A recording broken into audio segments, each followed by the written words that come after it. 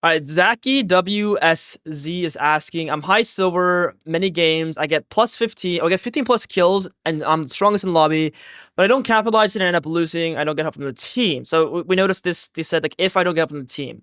How do you win if you're solo strong on your team?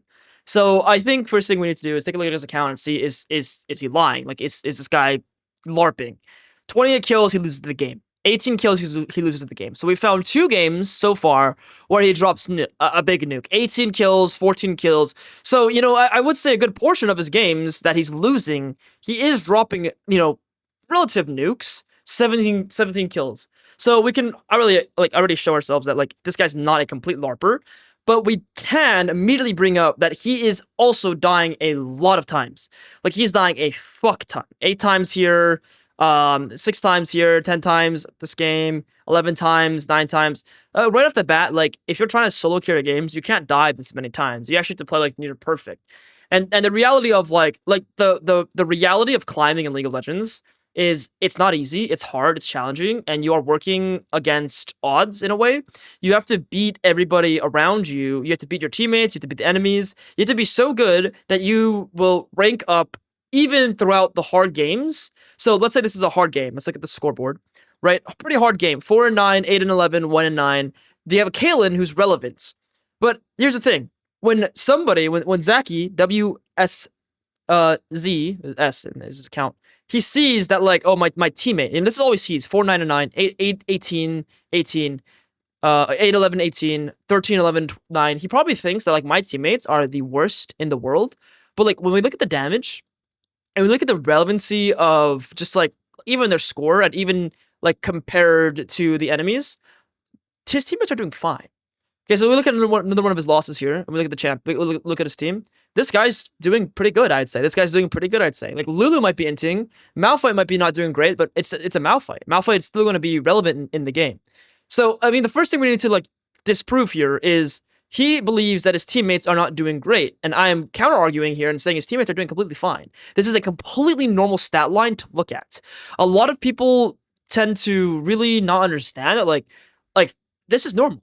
Like, and if you can't be okay with that, then League is going to be that much harder. It's because he's expecting more from his teammates. He needs to expect less.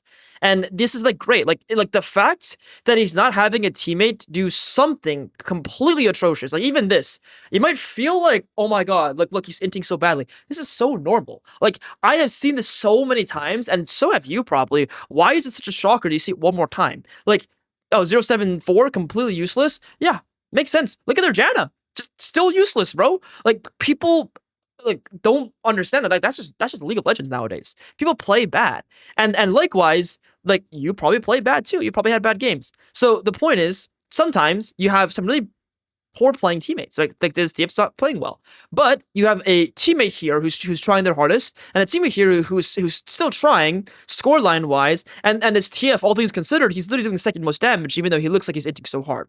So the first thing you need to do to win games when you're solo carrying is remove this belief that your teammates are useless, they won't help you win. You need to remove that belief because that's hurting you. The second thing you need to do is then assess who to play through and with. This game completely winnable if he plays through his Katarina. I don't know what happened here. Actually, I could probably get a decent idea. Maybe look at the late game here.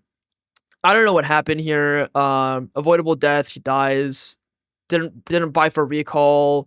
There's maybe some things here where he's like overextending. I don't have a full read here because I don't have the exact game right, but I can look at some things. This is my own reviewer that I've created with my brother. Yeah, we need to refine some things some more, but it gives me some idea that like maybe his recall timing is bad. Maybe he's not playing for his items. And I think the most important thing to look at is when you see your teammates. I'm trying to find that Katarina game again. No, not this one.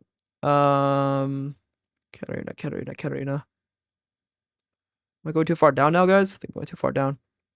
So okay, we'll use a different game then because I've lost it. Yeah, I've lost it. Okay, let's look at this game then.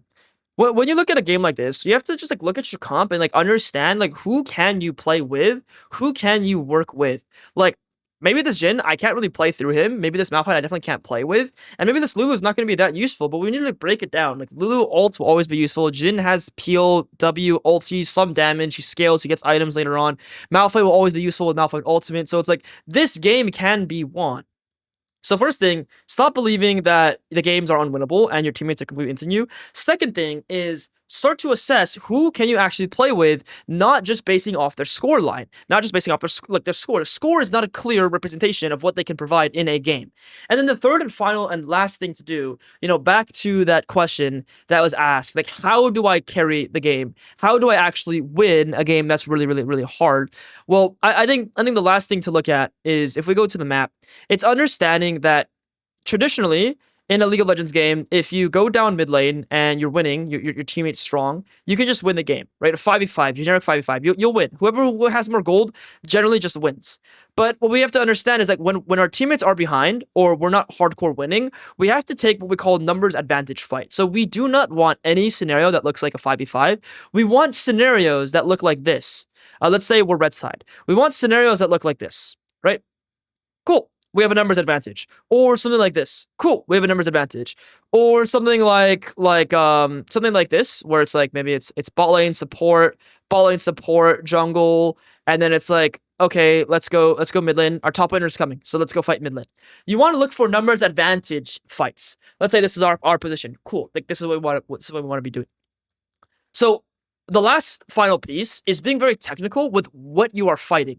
If you tell me my teammates are weak as shit and I can't win games because, like, my teammates are losing, that likely means you need to be very thoughtful with who, where, and when you are fighting. That's the last and final piece to the puzzle. Is like, be technical. Who are you fighting with? Is the person you're fighting with your strongest ally? Do they have ultimate? Do they have HP? Do they have conditions? So yeah, that's what you guys need to do when you have, like, your the soul carry. Also, I want to point out here, last thing, look at this guy here, 289, right? He's like, oh, losing teammates. You're the losing teammate here, right? So sometimes you are the problem as well, and you need to see that. Like, everybody has bad games, everybody makes mistakes, and, like, that's just part of League of Legends. You should not believe that 0-7, like 0, is a brand new foreign thing. The more, like, unbelievable that seems to you, the easier it is to tilt, and tilt is the bane of anyone's existence in climbing in League.